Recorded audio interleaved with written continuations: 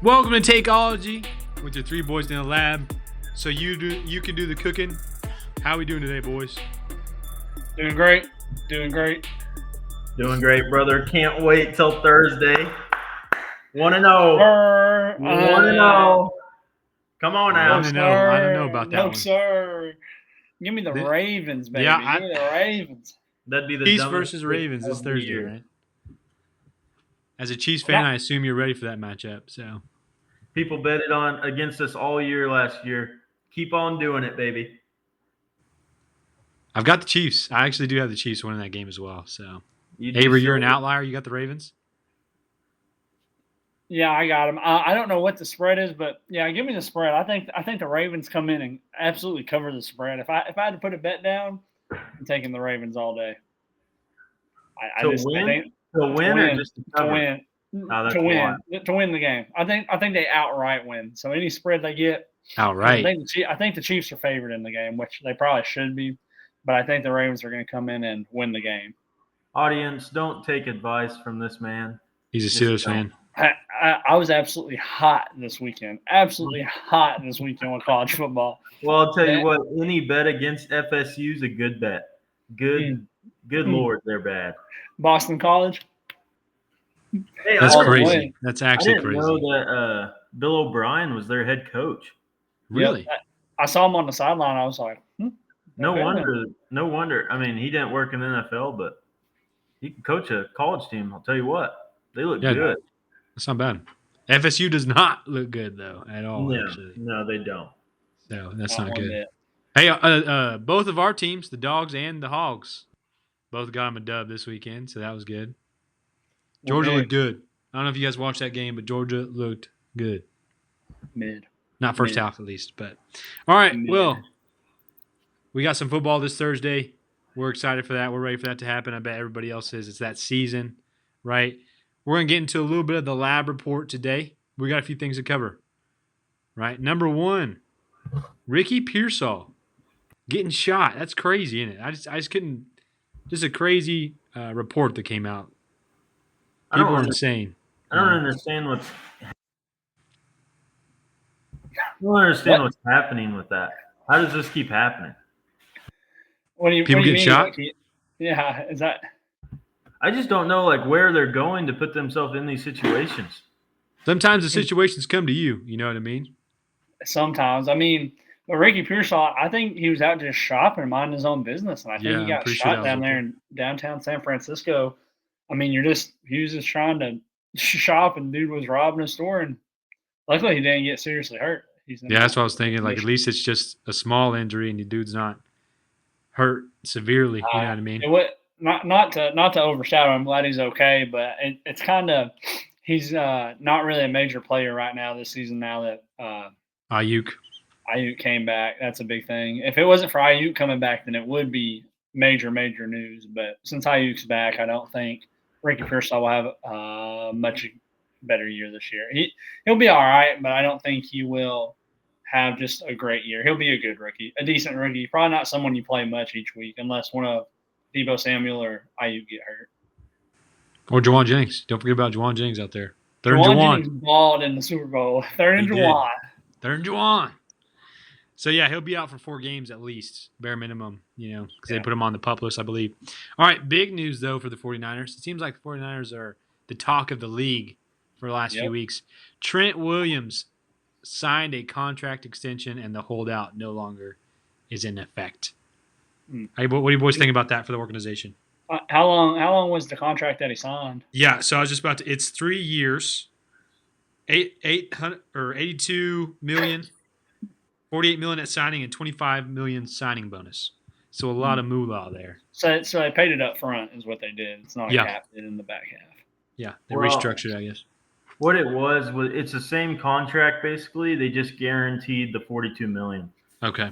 So that was his problem with the contract he had, is his money just wasn't guaranteed. So they're going for it, I guess. This is now 8 players over 20 million salary on their team. So it's not sustainable. So they're going for it this year. I don't blame Yeah, I'd go for it. I go for it hard this year too. And if you don't get it, you trade away. You can probably trade away like Trent Williams and a couple other of those guys in their late age. Someone will take them. You got like the Patriots who need an offense, any type of offensive lineman. They need somebody, so they'll take whoever they can get. So most of these teams will just take old guys for a third-round pick or something. Yeah. Also, it's Deebo Samuel's contract year, so they're gonna have to. And I believe it's the end of the rookie deal for Brock Purdy as well. Is that correct? Yep. Yeah. So Deebo's gone next year. Yeah, no doubt. It's just not sustainable to keep all these guys, and they still have some of the most weapons in the NFL, even if Deebo was gone next year. So, yeah. You think Brock Purdy goes somewhere else? No. They'll sign him. That's part of why Deebo will be traded. He's a valuable trade piece, but he does have a high contract, so he'll probably be traded to a pretty bad team, maybe the Steelers. I don't know. Brock Purdy, you don't let a top 10 quarterback walk, right? I mean, just saying. You can't let a top 10 quarterback walk. He's not top 10, but they're not going to let him walk. Yeah, they're going to keep the guy. I don't know about Deebo Samuel. Someone will take him, but I think he's turning 30. I think he might be 30 next year. I could look that up, but he's a little old. So I don't know if someone will give him a long-term contract. It's just probably not a smart thing to do. He's not as good as Devontae Adams or Mike Evans, so we'll see how it goes. He's just a utility guy, really. I think that's what makes him so valuable in terms of how the 49ers use him. I don't know what he'd look like anywhere else, to be honest. Mm-hmm. And another 49ers news, CMC, who has missed most of training camp, is training today. Thank God, from a calf strain. So I'm sure he'll be fine. It's CMC. He gets injured and he bounces back. So hopefully he's good. I mean, it's just a calf strain, but you need him ready for the season. So we needed him. We needed him with the number one pick. We needed him. I was hoping he'd be out just as a person who couldn't pick him, No offense to CMC, but could have picked him in the Dynasty League. You had a chance. You had a chance to get him. Well, he's a little older, but CMC's back, so that's good to hear for the 49ers and just for football. Ja'Marr Chase still is not in practice and is day-to-day. Kind of crazy. Now, Matt, as a Ja'Marr Chase owner, how you feeling about that still? I don't know. I feel about it the same way I did. I would love for him to play, but they're not going to pay him. It's just it's not going to happen. Like I said, they might move some money around to have more guarantees here at the beginning, but he's not getting a new contract, so he's either going to have to man up and play, or he's going to miss some of these first games, which really sucks for especially redraft. I have him in Dynasty, so I can swallow that pill a little better. But in redraft, that affects teams heavily. I mean, he was drafted in the top 5. So that's going to affect. And like we were talking about on earlier podcasts, it's so important to get off to a good start in fantasy football. And if your top 5 pick isn't even playing, and there's no telling how many games. It's like Zach Taylor said, it's day to day. And that's a scary thing to hear when the season starts, on Thursday. Mm-hmm.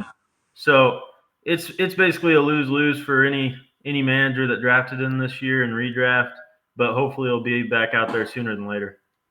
I just want to point out that I said last week that he wasn't going to play, and Matt kind of brushed it off. I'm just saying, might have been right about that. But I agree. I think now's the time. It's probably too late. You probably should have done it last week to trade for T. Higgins, but I think that time's about done because without Ja'Marr Chase, T. Higgins is a solidified number 1. But that's only if he stays on the field. Last year's problem was he just couldn't stay on the field either. So we'll see how it goes. This does open the door for Burton, though. I was going to say. Yeah. I know he's been a guy that people mainly only talk about in Dynasty. But if Chase doesn't play early on and Higgins happens to have one of his injuries he usually does, Burton, he could be a just steal. Because he's going to be on waivers in a redraft league. So you could pick him up, and he might be their number 1 target for the week. Now, we haven't even seen him play a snap of football in the NFL, so that could be just hoping. But it's at least an option you have there. Also, I'll let you go, Alex. What you got? I'm just going to say, I don't even know who else is in the receiver room past Jamar Chase. Yeah, thank you. And who's their tight end? I don't even know their tight end. Yeah. I was going to say it's Hayden Hurst. That's right. I thought he went to the Chargers. No, he's still on the team. Yeah, he's still there. Okay. But the next wide receiver up is actually Andre Iosivas. Oh, okay. He's not a rookie. He was there last year. I've heard the name. Yeah. Pointed out. Apparently, he had a good preseason, and he's the early favorite for the number 3 job. So if Jamar Chase goes out, he's the favorite right now for the number 2 job. Okay. Just saying. Say that name again. Andre Iosivas. You just wanted him to struggle. Okay, just look for Andre. That's the best I got. That's the best. I can't tell you much. Don't know where he went to college. Don't know much about him. But yeah, that's about all I got. They do like him though. He is correct. There's been multiple reports that he's been a shining star in that preseason. Mm-hmm. So watch out for those names, especially if Jamar Chase is not playing game 1. If you see that he's not, you got to pick at least the number 2 guy up so you can get some value out of that in terms of flex or even be able to start sometimes. Joe Burrow's elite. Or you can pick up all 3 in the dynasty, like Matt's picked up Jamar Chase, T. Higgins, and Jermaine Burton III. Hey, cover your bases here. It does make me feel a lot better that I have Higgins. Not gonna lie, because he becomes like a valuable 1. Next year he's going to be paid like a 1, which in other offenses he would be. He's just not quite to the Chase level. But the question for next year, I think the problem for dynasty managers for T. Higgins is where does he go? If you go somewhere like the Patriots, you're up a creek. Yeah, the ideal situation would be for I don't want Chase to miss, but the ideal situation if you're a Higgins owner is Chase misses some games this year and Higgins just goes off. That would be your ideal situation. Then you could unload him, and then you could either get a player back or some picks. But that would be the ideal situation for dynasty. I agree. Now, so it's redraft. You're up a creek if you have Chase. Do you press the panic button right now, Alex? What do you think? Should you ship Jamar Chase right now if you're in a redraft league, or should you hold on to him? Realistically, you should hold on to him because he's going to play. There's no doubt. I mean, he wants to get paid. He's going to play. I mean, if it was me, though, I love to trade. I love to take risks. I would try to ship him off for as much as I can get back, right, in terms of I could look at my running backs. Let's say I don't have great running backs because I chose Jamar Chase in the first round. I could try to ship him off somebody who's willing to be like, okay, I'll give you Saquon Barkley or something crazy. I don't know. So there is some – it is kind of you can play with it. You can try to trade him, see what you can get out of it. If you can't get any value out of it, though, keep him. But if you can get value out of that trade, somebody who really wants Jamar Chase, who's willing to wait, that has a good receiver core, send it, I was about to say that probably depends on the league you're in. Yeah. Because if you're not – there's going to be a lot of people that don't want to take the risk with him sitting however many games he's going to sit. Yeah. So it kind of depends on what league you're in. I wouldn't trade him personally because you never know. He could play week 1. That's the scary part. We just don't know, which we never like unknown coming into a season. But with a player like that, he could legitimately finish number 1 at the position. So that's just a hard player to. Now, if it goes weeks on, like a couple weeks in the season, my opinion would change. Yeah. You start 0-2. That's quite the scare there. Yeah. So don't hold on to him too long, right? There's definitely a time period when you might want to just get rid of him anyways. That's important in fantasy when you hit that threshold of like, hey, I got to turn my team around now or I'm not doing anything. You might as well send it. Might as well go for it at that point. So depends on your league, depends on who you got. Depends on the punishment for last. Well, that's true too. Yeah, no kidding.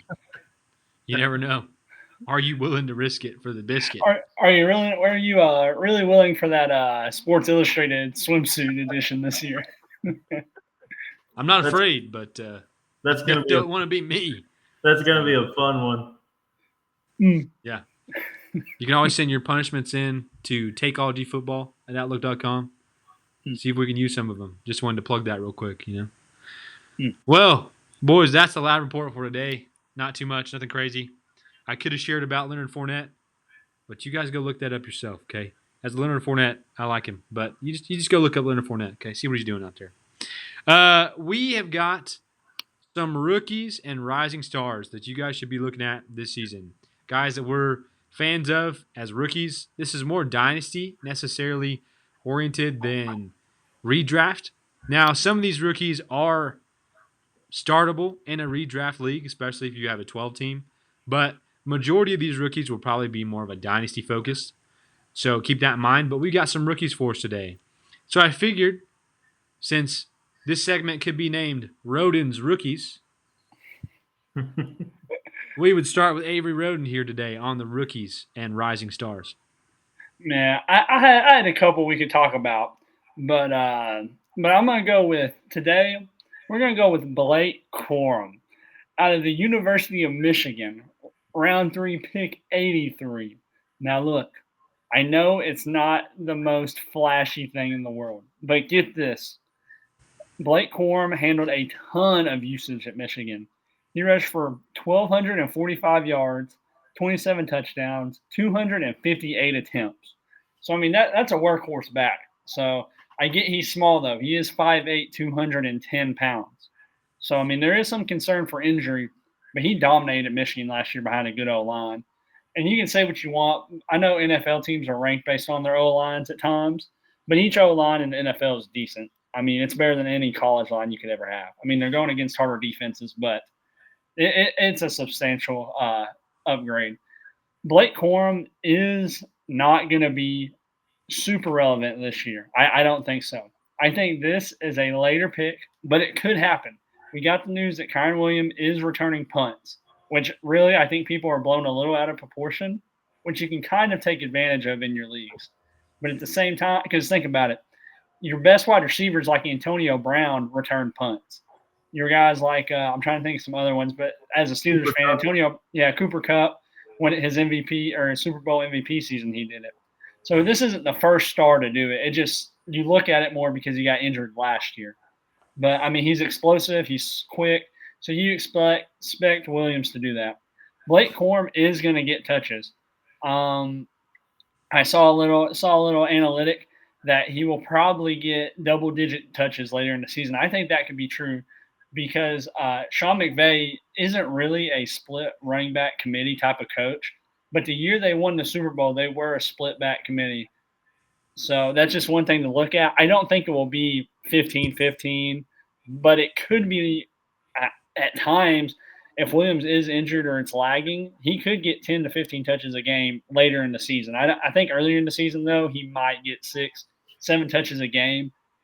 Corum, it's tough to say.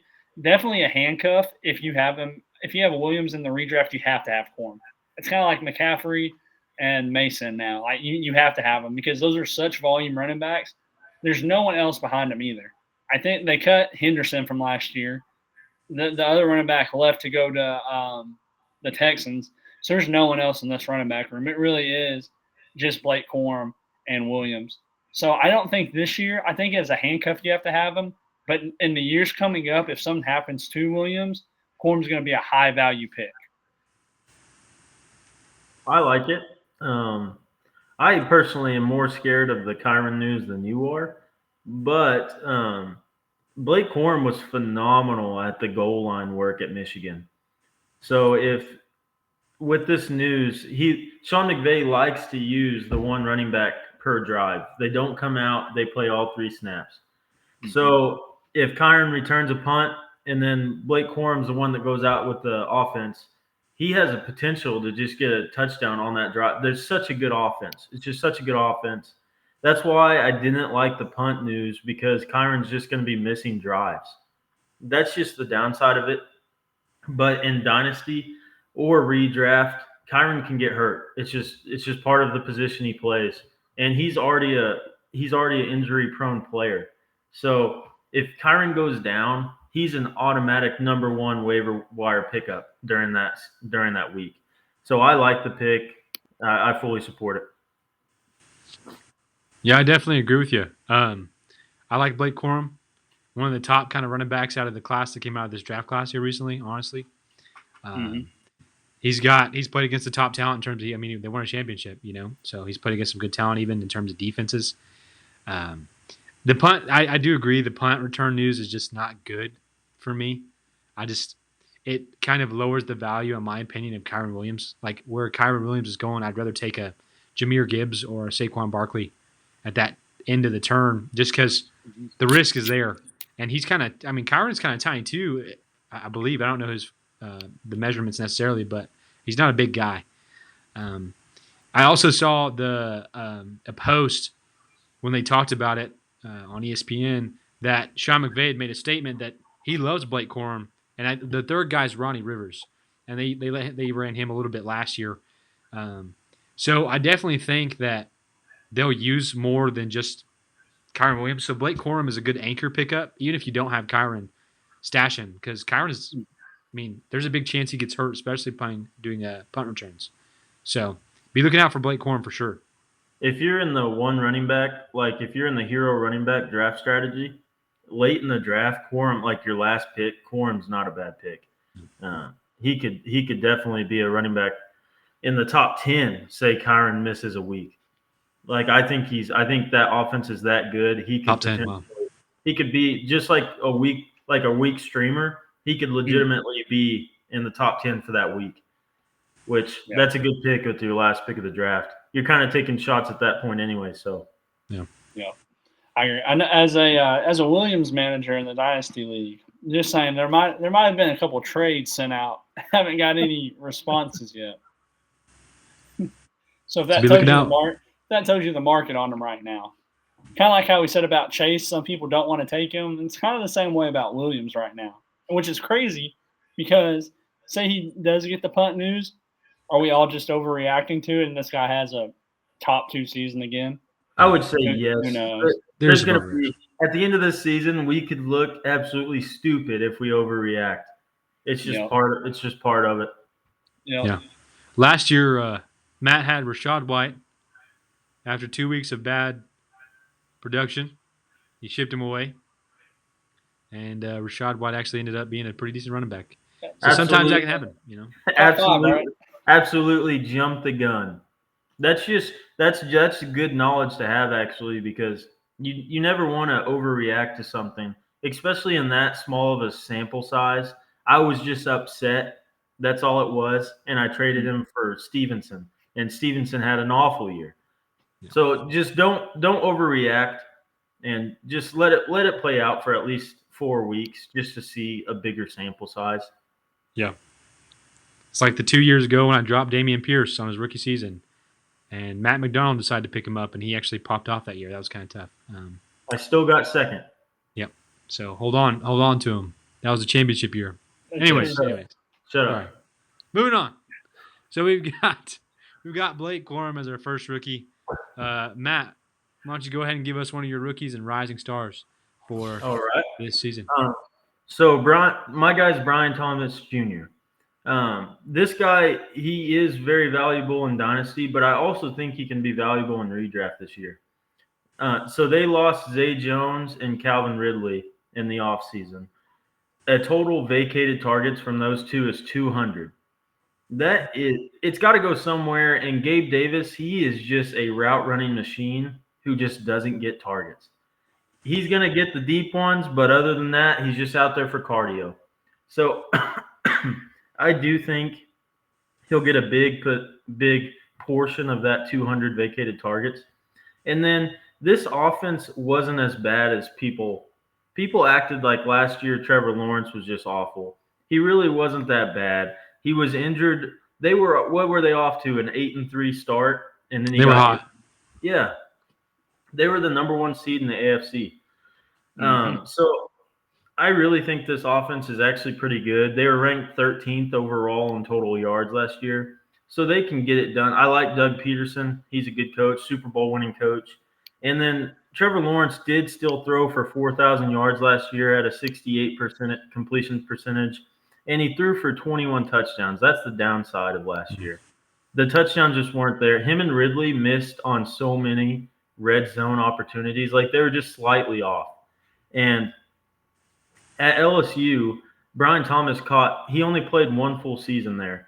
and like where he was a prominent role in the offense, and he caught 17 touchdowns, and that was alongside one of the best prospects we've seen in Malik Neighbors. So I really think Christian Kirk's still going to be the number one, I think, but I think Brian Thomas has shown he can work next to a number one receiver. And Evan Ingram, he's an underrated guy in that offense. He's going to get a lot of these vacated targets.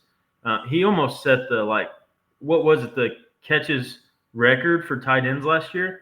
He was just a couple off. I think so. He was right up there. I believe it was receptions. Three off, I think, was the number he needed. Yeah, there was the one game at the end of the season they targeted him like 18 times. But anyways, Ingram's a little bit of an underrated guy in this offense, but I think with Brian Thomas's explosiveness, he could have a good year, especially if Gabe Davis is just a deep threat guy, if that's all he's there for. I think Brian Thomas can be a very valuable wide receiver too. And he's going super late. It's like 9th round. I don't see why you wouldn't take a shot at that point, because you're either drafting old receivers there or just taking shots at rookies. So why not? I really think he could have a good year, and I think this will be a good offense. They have a 1,000-yard rushing back and Travis Etienne. I really think it's just a good offense. I don't know how you guys feel about it. I agree with you, actually. I'm pretty big on Brian Thomas. After watching him in preseason too, it kind of upped the value in terms of just like the eye test. Watching Brian Thomas, he looked really good out there. Kind of a slow start, but he came on there. Yeah, just watched him run and kind of how he was looking against, his third string guys, but he looked good. And I know that can be overhyped, but just in terms of, a lot of people have written Trevor Lawrence off, I think. Was this his 4th year? Yeah. So, and they haven't seen, they expect he was a high caliber guy coming in, so they haven't seen what they want. But I think they're still on a great offense. They've got a great running back. They've got a good receiver room in terms of, they're a good bet. Christian Kirk's injury prone. So if Christian Kirk goes down, I don't think Gabe Davis is going to be their number one guy as soon as Christian Kirk goes down. To me, it would be Brian Thomas up next. So I really think he has a big opportunity in a good offense. And when you're in fantasy, you want to draft guys on a good offense. This offense is going to be good. It's not going to be a bad offense. Evan Ingram, I agree with you. I think he's a sleeper. But I definitely think a lot of those vacated targets can go to Brian Thomas because he'll find those open spots and he'll kind of turn up, I think. So I like that pick. If he gets what Zay Jones got last year, which was like 84 targets, if he gets that, that's a super valuable late round pick, especially if some of those are deep touchdowns, which we know he can do because he did it at LSU. And I don't know. I would assume Trevor Lawrence is an upgrade on these deep throws. Jaden Daniels was really good at it at LSU, but I would assume this is an upgrade. Don't you guys think? Probably just in terms of experience in the NFL, yes. Trevor Lawrence is known for his arm compared to his legs, so I think it is, yeah. Yeah, so I had this stat pulled up that Trevor Lawrence attempted the 2nd most deep passes, that's 20-plus yards in the NFL last year, and Brian Thomas was in the 98th percentile of 40 times. So I'm just saying, perfect connection. I do agree. I don't know about redraft, but definitely dynasty-wise, I think he's has the potential. It's crazy that he's so good, but yet he was the second talked about receiver because Malik Neighbors was just so good. That's the difference. Malik Neighbors was just a dog last year. Oh, in other drafts, he could have gone way higher. Yeah, but that's the kicker. You're drafting Malik Neighbors so high, but yet, like you said, Brian Thomas has fallen 9th round, 10th round of drafts when he has just as good potential to show up and show out. And he has much better quarterback and just overall team. Like the overall team is so much better than the Giants. Now Neighbors is better. We can't say he's not. But there's potential here. Not many times do rookies get to come in and play with a top. I call him a top tier quarterback. He is, yeah. You just don't get to do that as a highly drafted rookie very often. And he has an opportunity. He has an opportunity. Well, yeah, I understand. I think he has the capability to be a top tier quarterback. But I think Brian Thomas has a position, barring injury, that he can be the number one guy out there. Even Gabe Davis is not. He's not him. No, not him. Just real quick, You just said Trevor Lawrence was a top 10 guy. So you'll admit Trevor Lawrence, who's done nothing but sell as a top 10 quarterback, yet Brock Purdy is not above him in the top 10 list? No, I said top tier. Top tier, yeah. How many people can be in the top tier? I personally think he is better than Brock Purdy, but Brock Purdy has had better stats. So I think this is kind of a prove it year for him. So we'll kind of see this year. But you're right, Brock Purdy's had better stats, but he also has the Avengers around him. So I don't want to hear that crap. And I also like to think I have hair on the top of my head, but it's not. That's not right.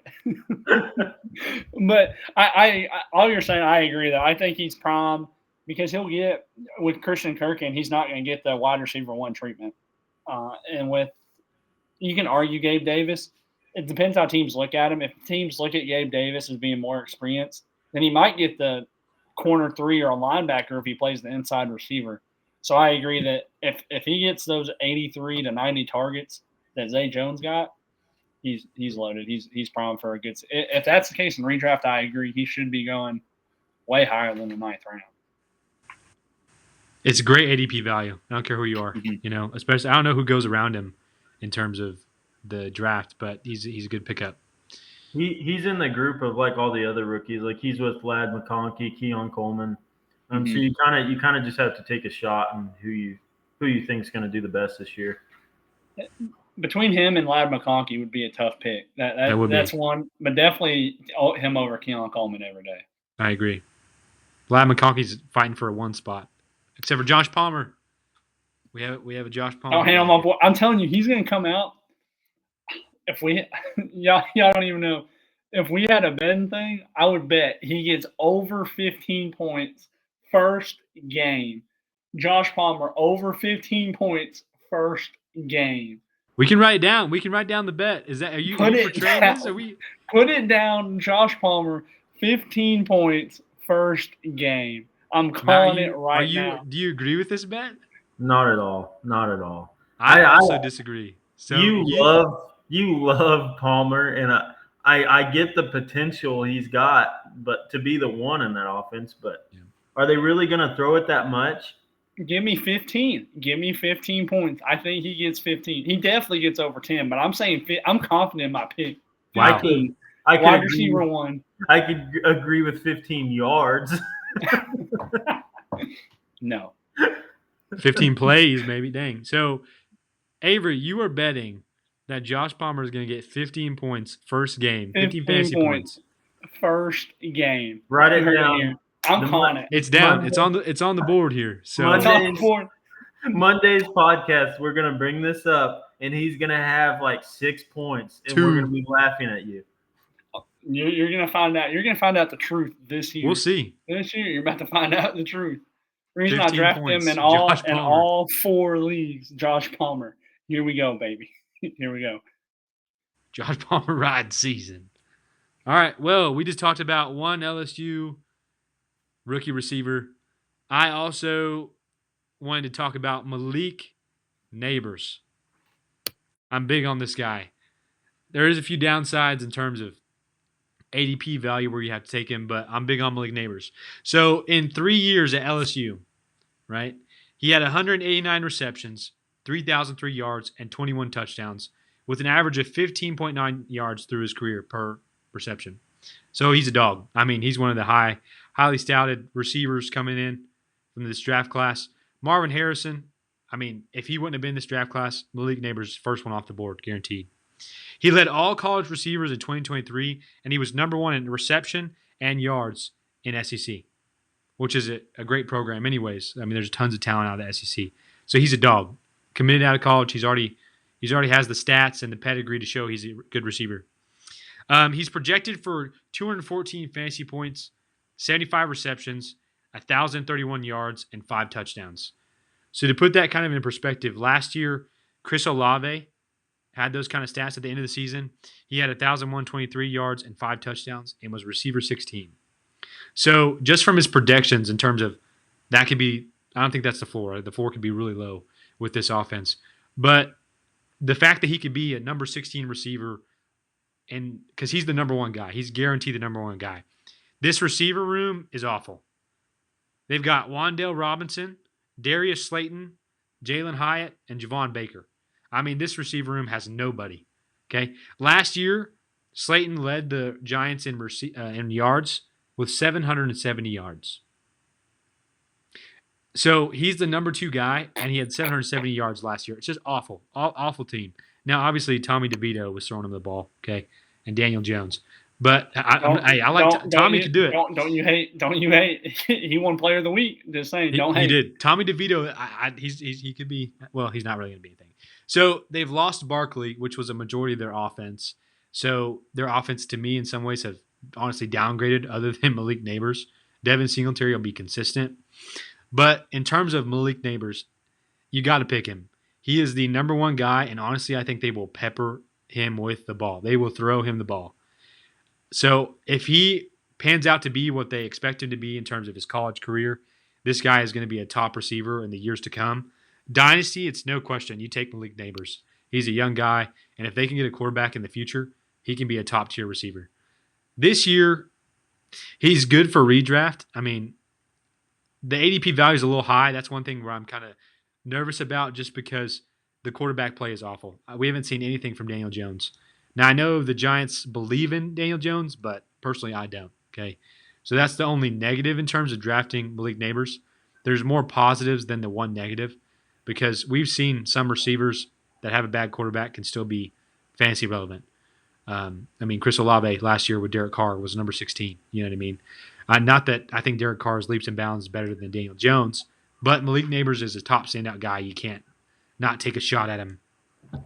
I mean, you got to take him. The guys going around him is DK Metcalf, Michael Pittman, Devontae Smith, and Zay Flowers. So he's in kind of a weird middle ground. Smith and Flowers are a little lower than he is. Metcalf and Pittman, I would take those guys over Malik Nabers. But when it comes to being the number 1 guy, you got to take – it's a bad offense, but it's a risk. I mean, what do you guys think about that?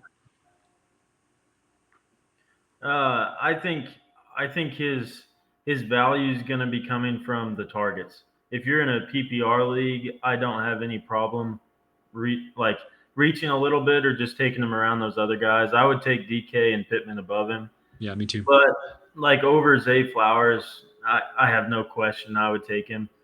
He's going to get peppered. It's just him and Darius Slayton, they're the only guys that have shown anything in the league. So the potential is there. Like he has every measurable you could ever want. He makes contested catches. He's a burner.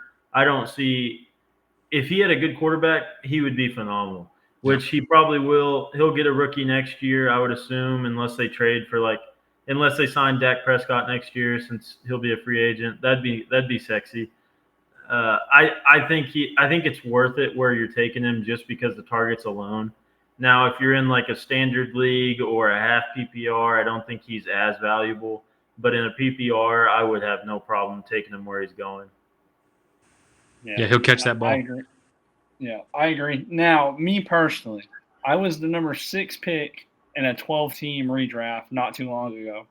I had the choice between him and Mike Evans, and I chose Mike Evans over him solely because I just don't trust that Daniel Jones is going to be a good enough quarterback to get him, kind of like the reasons you pointed out. If it was Dak Prescott or Patrick Mahomes or someone, if you replaced the quarterback position in the Giants, easily. The problem is the Giants just don't have a quarterback, and I think they know it too.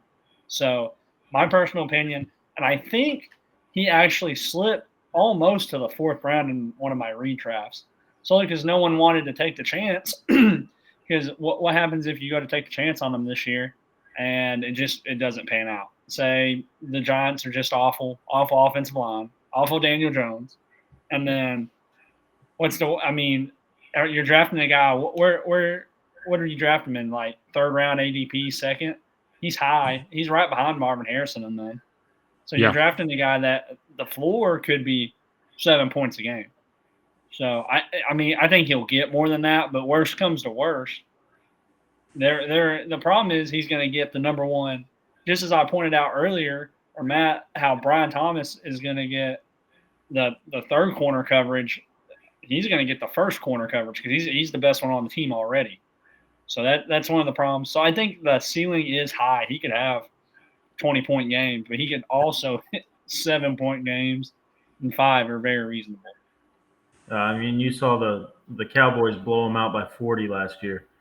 There's going to be games where they just can't move the ball, and there's going to be low floors with him. But if he gets the long touchdowns this year, he breaks one away, there's going to be high highs.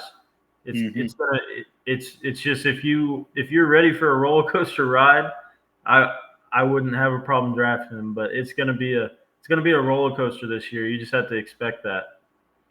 Yep. Yeah, it's a risky pick. It's one of those things. It's like when you take a George Kittle. 1 week he could have 60. The next week he could have 1 because he lost the whole game. 60's wild. Hey, no, 30. You're talking about the 40. Calvin Ridley experience last year. Yeah. So if you had the Calvin Ridley experience and didn't like it, then I probably wouldn't draft him. That's actually a good comparison. I think Calvin Ridley and him are pretty similar. Their offenses, they're going to have bad low lows and they're going to have high highs. I think they're pretty comparable players. But you can get Calvin in the 7th, 8th round. So that's kind of the risk you're taking there. You could get a comparable player late in the draft. You're kind of just going all on potential with Neighbors. Yeah, it's definitely the ceiling is what you're drafting for. Now, I don't know if this sounds any better, but his backup is Drew Lock. So let's say Daniel Jones ain't cutting it. Drew Lock gets out there. Drew Lock might be able to give him the ball a little bit better. I don't know. I don't think it's much of an upgrade. It's really not an upgrade, but it's at least more consistent, I think, than Daniel Jones. So I think they do the same thing. But I know Drew Lock last year popped off one game when he filled in for Geno. I'd feel better if they had Tyrod Taylor still. That was a good backup, but that's Drew Lock's they're about the same. I mean, he's not a standout quarterback. Regardless, they're in a tough position in quarterback. Yeah. You're just drafting Malik Neighbors because he's going to get that ball every possession. So we've got Brian Thomas. Yes. We've got Malik Neighbors. We've got Blake Corum. Mr. Roden, who is your next rookie? I'm going to make this one quick. I'm on the hype train. All aboard. Broncos Nation. Let's ride. No. Let's go Knicks. I'm on it. I'm on the train, baby. I'm on the train. Strap me up. I think what we've seen in the preseason is exactly what you're going to see in the regular season. I have all these things. He was selected 12th by the Colts. He started 61 games. So he's a rookie, but he's not – him and Jane Daniels, it's not like they're rookies, but they're not really the age of usual rookies. These guys are 24, 25, 26.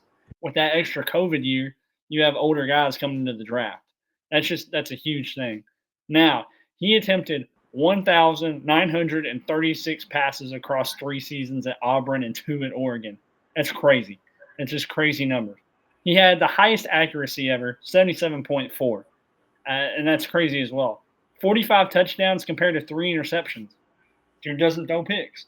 Now I get, when he went to the Pac-12, awful defenses. Stats inflated through the roof.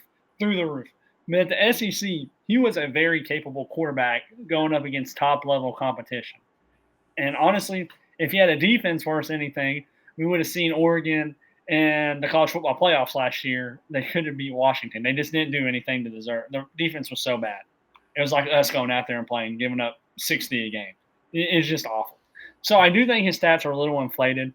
But Bo Nix is going to do the same thing in the NFL that he did in college. Throw the short passes, slant routes. They're going to do the dump-offs, screen passes. And you're going to get some deep balls. He has a good arm. I think Cortland Sutton, undervalued this year. Marvin Mims, a little undervalued. They dropped. It's just hard to say.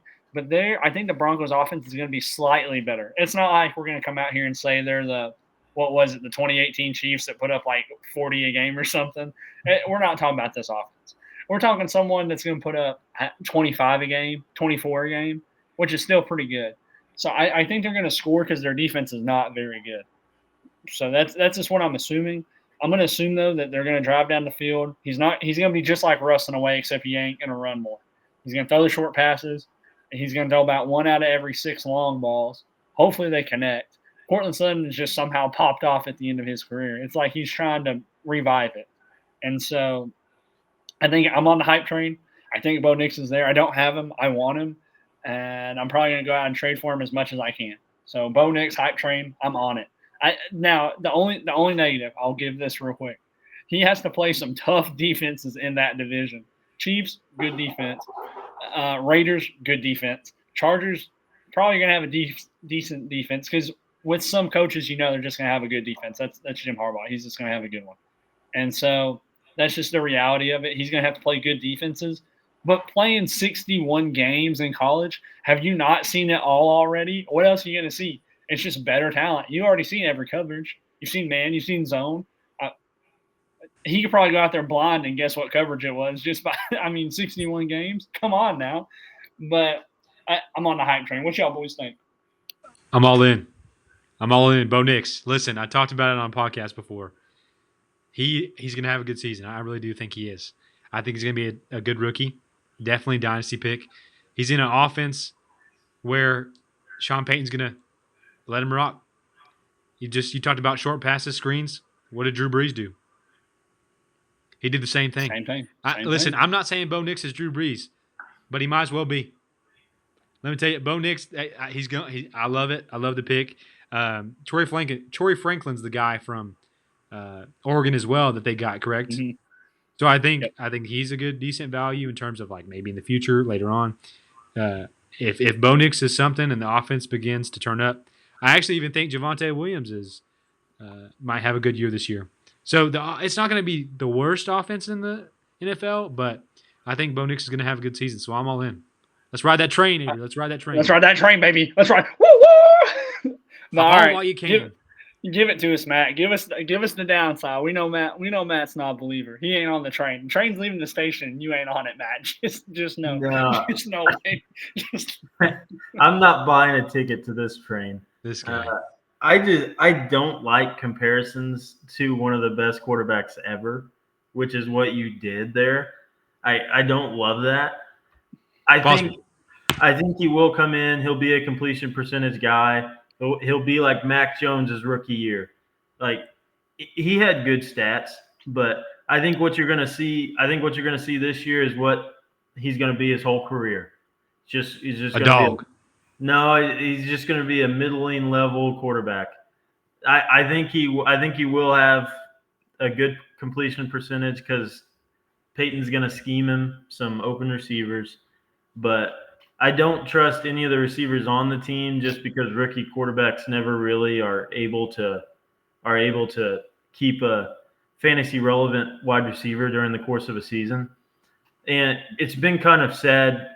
Franklin has had bad reports all off season. Really? I don't really know why that hasn't worked out, but he's just not even going to crack the third wide receiver spot. So I don't know. I think he'll be a middle level guy. I just don't see much excitement there. I just don't know how you don't see it, but because the train's already gone. Yeah, train's gone. It's off the station. Watch out. That's why you don't see the excitement because you didn't hop on. But also, Troy Franklin just ain't on the train because Marvin Mims. Watch out, dog. Marvin Mims season first. I think that was kind of a mispick on them. I think that was just kind of because of the rapport they had together. But regardless, he's got some receivers there, so I guess we'll see what he's got. And a tight end in Greg Dulcich. Quit bringing him up. You're not going to speak. Greg Dulcich. Somebody go pick him up right now. Anyways, all right. So Bo Nix, Matt, who you got next? All right, let's get to a guy that actually can make an impact. Okay. Oh my goodness. So his name is Trey Benson. This guy is just a freak. He's 6'1", 223. He ran a 4.3 on the 40-yard dash. I did not know that. This dude's a burner. And I know he's behind James Conner, so this really isn't the year you need to be looking at him. With that being said, though, Conner has never played a full season. The most games he's ever played in a season is 15. So he's going to have opportunities this year. It's just a matter of when Connor's going to go down. But Connor's going to be their guy this year. They're paying him like $8.9 million, and if they cut him, that's all dead cap. So he's going to be there this year. But after this season, this guy, he could be a top 10 fantasy running back. He really could. I believe in this offense this year, and I think if Connor ever was to get hurt, he's kind of in like a spot Blake Corum's in, where if the lead back gets hurt, he could come in, be a streamer that week. And it could be multiple weeks depending on what the injury is to the starter. But he could be a guy that is just a waiver pickup that could win you a week, which I find a lot of excitement in. I think him and Corum were like my two favorite running backs coming out of that class, and I really think he's going to have a long, productive career in the NFL. I kept it short. I just love him. He really is a good running back, and I think he's going to have a good NFL career. Yeah, he's a fantastic anchor to pick up because, like you said, James Conner's going to miss some time, and he's on. He's going to be on a good defense. Not a defense, excuse me. He's going to be on a good offense to some extent. I think they're going to bounce back this year and look a lot better than they did last year. So, I like the Trey Benson pick for sure. You know, I would have picked him, but I've picked so many Arizona Cardinals that I might as well just pick the whole Arizona Cardinals offense every time we talk. That's true. That's just the highs this year. I'm telling you, I'm on Arizona. But I agree. This guy earned a 9.73 athletic score, which was the second highest, only behind Brian Thomas. So this guy's just a freak of nature. Just an absolute freak. He really is a freak. It's kind of crazy he fell as much as he did in the draft. He was a day 2 pick. They just don't take running backs as high as they used to, but he's got every intangible you could ever want. Like, I would want him on my team if I was an NFL franchise. Where did he play in college? He played at Florida State. Okay. He was on it. That was a great team last year too. That was Keon Coleman. They sucked this year, but dude, I have his stats pulled up. He averaged 11.2 yards per catch and averaged 6.1 yards per carry. So This guy was averaging a first down every 2 touches. Every catch was. So this guy's just a freak. And to agree with Matt, he's going to get snaps this year because his only competition is Michael Carter, DJ Dallas, and Amari DeMarco. No, I don't even want to hear that. There is no one there. It was kind of – it took him a while to get the 2 spot, but now he has it. He's cemented. Yeah, he's going to be there too. So it's not even if, it's when Connor goes down. He's going to be the top priority, just like Corum would be if Kyron went down. He'd be number 1 on the waivers. Mm-hmm. Yeah, definitely take him as an anchor. Even as you can even handcuff him.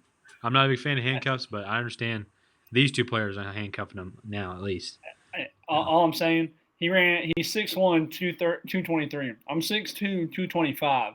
He ran a 4.3 940. I ran a 5 flat. I think that's a pretty good race right there. Hey, Avery might be Trey Benson. You give me 2 months. I'll run a 4.9. I don't think you could survive another 40-yard dash. I don't think I could either. That was a struggle. Still recovering. Just saying, this to the takeology, to the lab rats out there. I ran a 5 flat. I did win the first pick of the draft.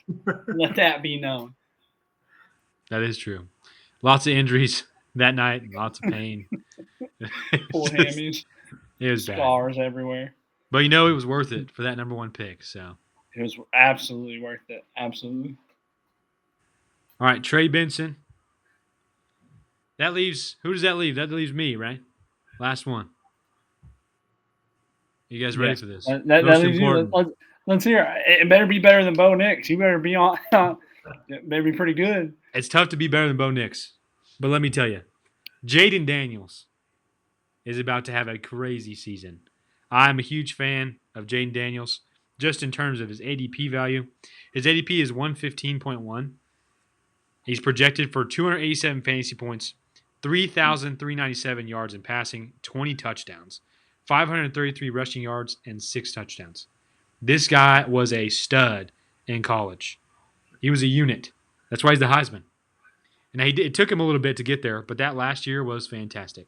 I think just in terms of his rushing upside, Jaden Daniels is going to be a star. Now, he doesn't have the best tools around him but he's got some veterans. He's got Austin Eckler. He's got Zach Ertz and Terry McLaurin. So he's got some guys that at least have been in the league and they understand it. They can find spots. We've heard it here. Avery's an Austin Eckler fan. So we got one guy that's a believer. I love me some Terry McLaurin. So he doesn't have a bad supporting cast around him. I mean, it's not top tier. But I think this guy can make something out of it. I mean, Luke McCaffrey. Don't forget that name out there. So, I mean, up and coming, So, Jaden Daniels, I think, is going to be a stud. He's got Ben Sinnott and a rookie tight end that could also be good. Just as a plug right there, don't forget about Ben Sinnott. He's a good pick.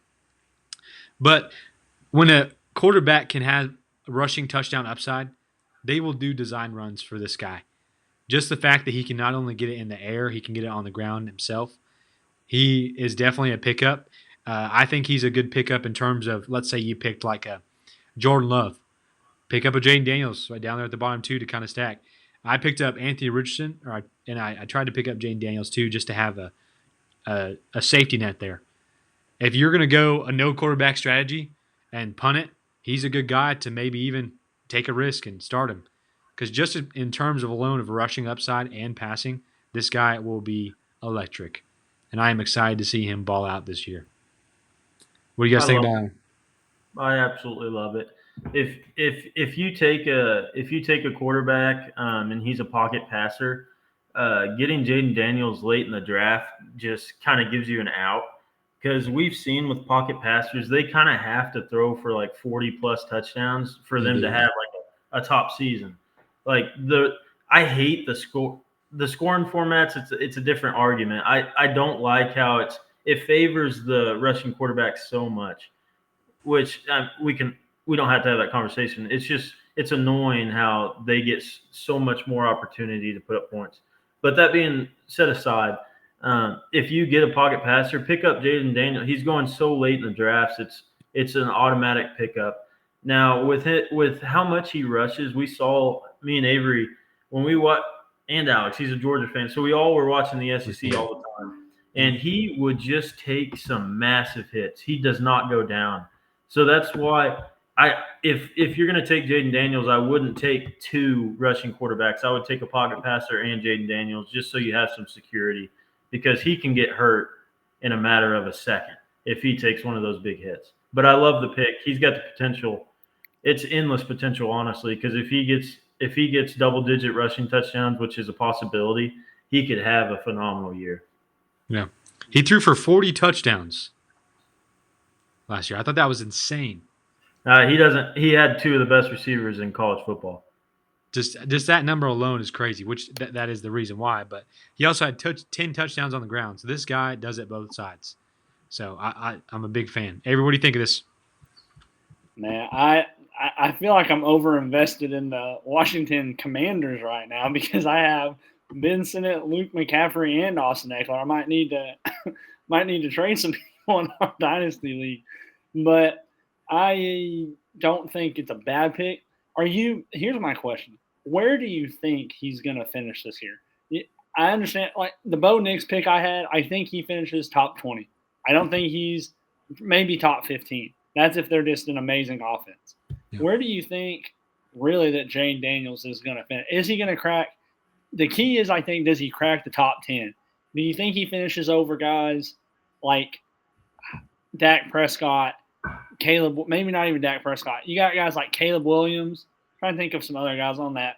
The fringe 10 or Caleb Williams, how they're drafted is Caleb Williams, Kyler Murray, Joe Burrow, Dak Prescott. Those are your fringe guys on the 10 line. Do you think – and someone's always going to slip in there. So he could be the one that slips in, the top 2 or 3 slip in the top 10. Do you think he's one of those that slip into the top 10? Or do you think he's the 10 to 15 and that's why you consider drafting him late? But at that point, do you punt the position or should you have taken someone that I guess what do you think he's going to finish this year? Personally, if I was going to punt this position and I took him, just now barring injury, and we don't really know how this offense is going to look or even how he's going to play, but just on the chance that this guy's rushing upside is anything like it was in terms of his college play and he can throw the ball well, I think he could sneak into that 10 spot in the top 10 if he stayed through the season, because Terry McLaurin is a a dog as a receiver. I mean, other than that, there's not much. But the fact that they have Zach Ertz, who's a veteran, I don't think he's going to do anything really. But Austin Eckler out of the backfield and Brian Robinson out of the backfield, they're going to be a decent offense. And their defense is not good this year. It wasn't good last year. So I think they can have a lot of shootouts in terms of the games they go into. So they're going to be throwing that thing. So if he stays healthy, I genuinely think he could be a top 10 guy. Now, I don't think he's a top 5. There's no way. But at least in that 10, he could sneak in and be a value if you're going to start him at your quarterback. I'm a big fan of it. So what do you think, Matt? I think he's in the 8 to 12 range. Like fantasy football finish at the position is not relevant to like how good they are in the league. Justin Fields was a great quarterback for fantasy, but he stunk in the league. So I really think he could be a 8 to 12 range. But yeah, my argument is I think he's the 12 in the 8 to 12 range because I just don't – because Kyler Murray, this is how I know, is ADP 9 out of the quarterbacks. And I took him at 9. So you got guys like him, Joe Burrow, Dak Prescott, Caleb Williams. That's where he has to finish above some of those guys. And I think he could finish higher than Caleb Williams. But for him to pass these other guys, he would have to have a phenomenal season. And I think part of the problem for me doubting it is I think it's a great pick. I think he's going to be a good quarterback. Yeah. The problem is I think, like you said, Brian Robinson and Austin Eckler are going to take some of those rush. He's not going to be this rusher like he was in college. Right. There's no way, like Matt said, all those hits. He takes 2 of those shots. And this is kind of the point, kind of the Bo Nix. You play great competition, I agree. You're playing the best of the best in college. You're playing grown men in the NFL. You're playing guys that will kill you for a paycheck. These guys are coming to absolutely just kill you if you come over the – so he's kind of a rag dog. That's my one concern is that he's going to take a shot and he'll just be done. It kind of reminds me of RG3 in a way. Like the mobile quarterback, great arm, super highly, but just he'd get hit and he just didn't know how to take a hit. So that's my only concern. But I do think he is a top 15. We'll just have to see, though, because I can't trust. Like I said, I'm too invested in the Commanders. I probably need to trade some people because sometimes you got to bet on the franchise, and the Commanders just haven't been a good franchise. So we'll see. Maybe he can turn that around. Hopefully he can turn that around. Let's hope so. He is the first rookie since RG3 for the Redskins, Commanders now. When they were the Redskins, it was RG3. But he's the first rookie to start since 2017. I believe that was the stat since RG3. Well, RG3, not 2017. It was a long time ago. But he's the first rookie in a long time to start for the Washington Commanders. RG3 was the last rookie to start for him. So we'll see how it goes. He could be. He may be better than RG3. He's got to be better than Taylor Heineke and who else? Alex Smith, Jacoby Brissett, and yeah, they've had a rough slate. Alex Smith. Yeah, but I'm big on him. So there's a lot of rookies out there, a lot that we didn't even talk about that are out there in terms of value. So be looking for those rookies. In terms of dynasty, these guys are highly valued. Redraft sometimes can be iffy, depends on what you got and where you're at. But thank you guys so much for listening to Takeology today. If you would like to give us a comment or a question, you can reach us at takeologyfootball@outlook.com. Please give us a follow. Let people know you can listen to us on Spotify. We got the terrible towels waving. So tune in next time. We will see you guys again very soon. Have a great, blessed day today. Bo Nix, baby. Bo Nix. Bo Nix, ride the train. Ride the train, baby. Bo Nix.